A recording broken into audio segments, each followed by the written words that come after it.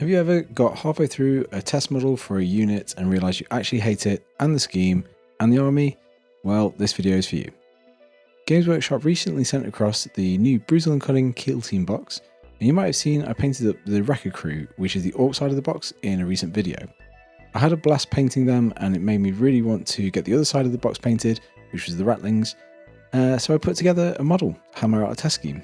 And I thought it'd be interesting to see if I could use a similar technique to the Orcs video with contrast paints over a coloured zenithal and then pushing up the highlights. So I started off with the same red-brown primer followed by a Tamiya flat white zenithal.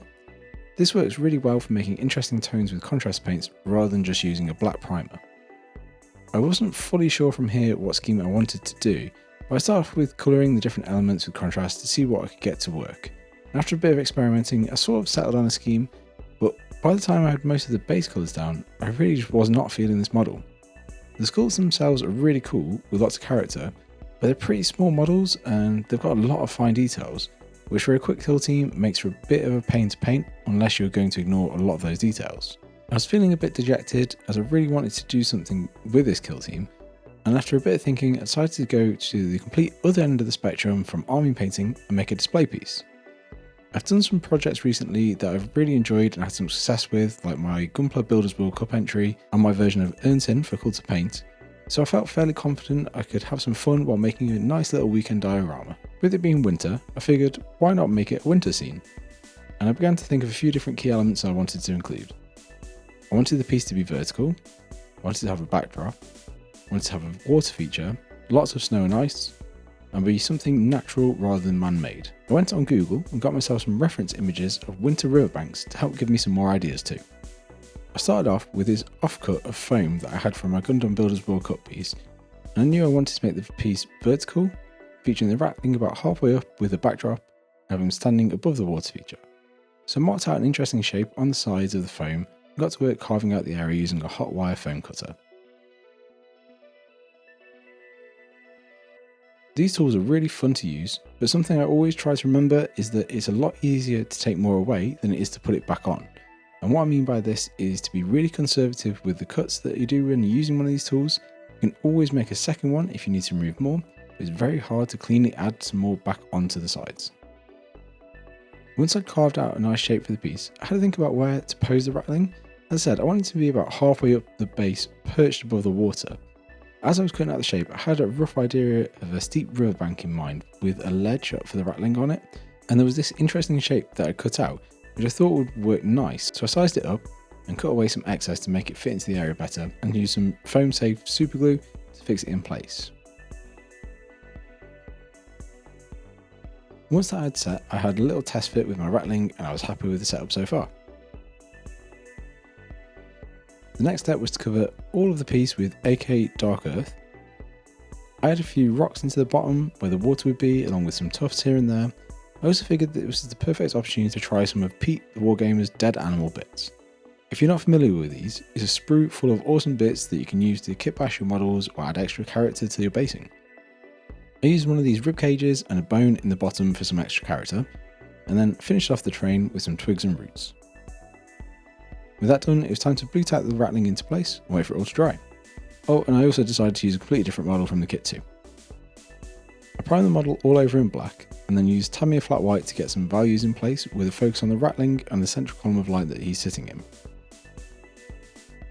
This is always a good way to see where your highlights and shadows are and to guide your painting later on.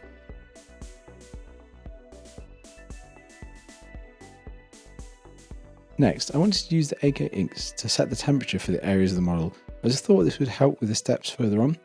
The AK inks are really nice. They've just released a new range of colours, including the crimson, which is lush, and they flow really nicely through an airbrush. I wanted cooler colours like purples and blues towards the bottom of the piece, especially in the water, and warmer colours at the top, like crimson and brown.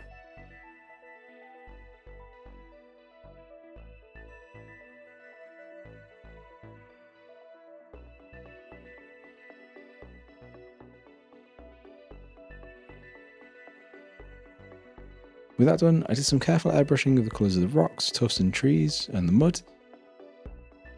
I also did some stippling with greys on the rocks to help sell the texture of them, and added in some thin vertical lines to the trees with different browns.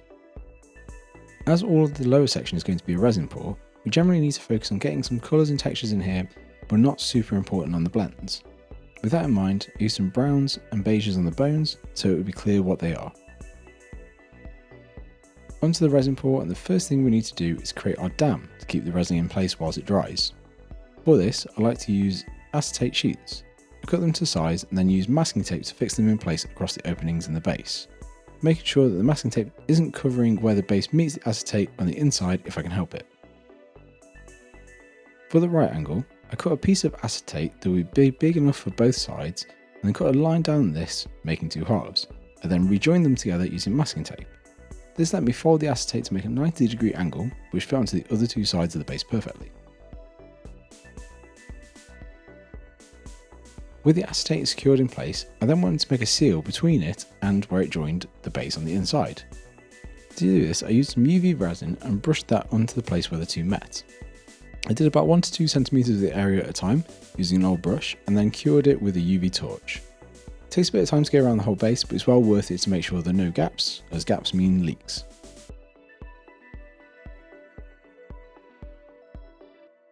With our dam created and sealed, it was time to mix up my resin. I like to use AK 2-part resin. You mix it 2:1 resin to hardener. Normally it's really important to mix slowly so you don't get any bubbles in the resin, but I didn't mind too much about a few bubbles here and there, almost as if they were trapped in the cold water. Once that part was fully mixed, I wanted to give the resin a blue tint, tie it into the cold colours at the bottom of the piece. To tint the resin, you only need a tiny bit of paint. I like using inks as they seem to mix really well. I tried the new Fluoro Blue ink from AK, used a tiny drop on the end of a toothpick and gave it a good mix in. When it was fully mixed, it was time to pour. I started off with a popsicle stick in there to help the pour go smoother, but in the end I didn't really need it and I just poured directly into the dam. I had everything crossed that we wouldn't get any leaks, and on first inspection it looked like everything was going okay, so it was time to leave it overnight and see how it turned out the next day. 24 hours later and still no leaks, and the resin had hardened up nicely. It was time to remove the dam, which is super satisfying.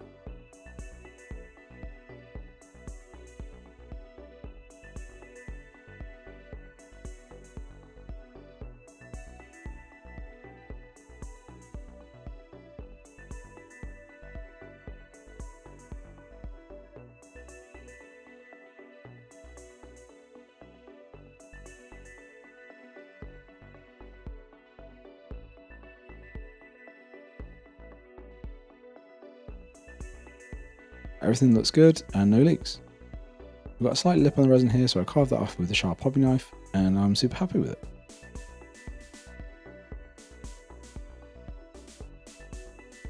Onto the Ratling himself now, and the actual technique for a lot of the model is the same no matter which part I'm painting. I start off with the darker base coat, then gradually add in some highlight colour into the mix and build up the highlights, referring back to the black and white image that we had when the model was freshly zenithalled, so I knew where to place them. I'm not going to run through all the colours here because it's a bit boring for you to just listen to a reel off of different recipes. For example, with the skin, I started off using dark earth flesh contrast paint as the base coat, and then I mixed in some basic skin tone on the palette and gradually built up the highlights.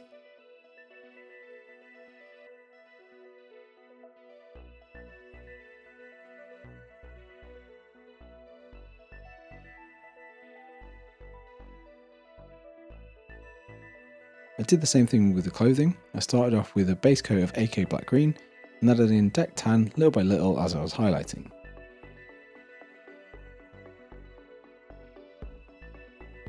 I noticed that where I'd done some of the highlights, it was quite a stark jump, and something you can do to smooth them out is to glaze a very watered down layer of black green over the area, and that helps to unify the colours and smooth those blends.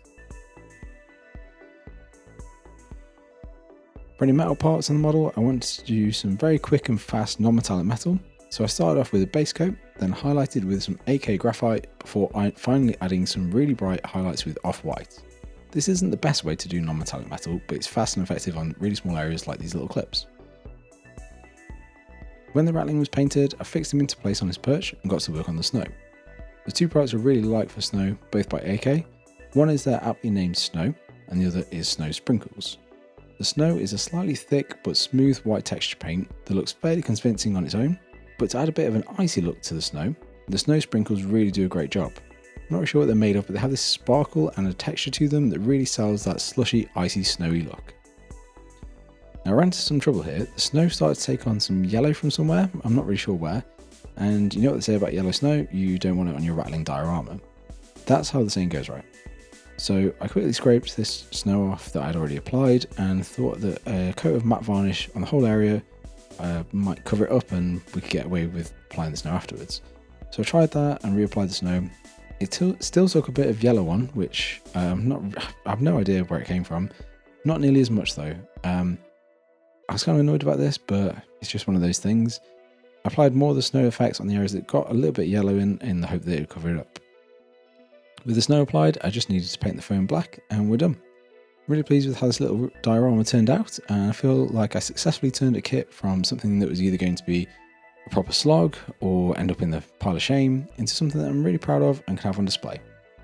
I hope you enjoyed the video, everyone, and I hope it inspires you to take a minute before you give up on a kit to see if you can salvage something from it, even if you do take a massive change in direction. Thanks for watching, everyone. Bye!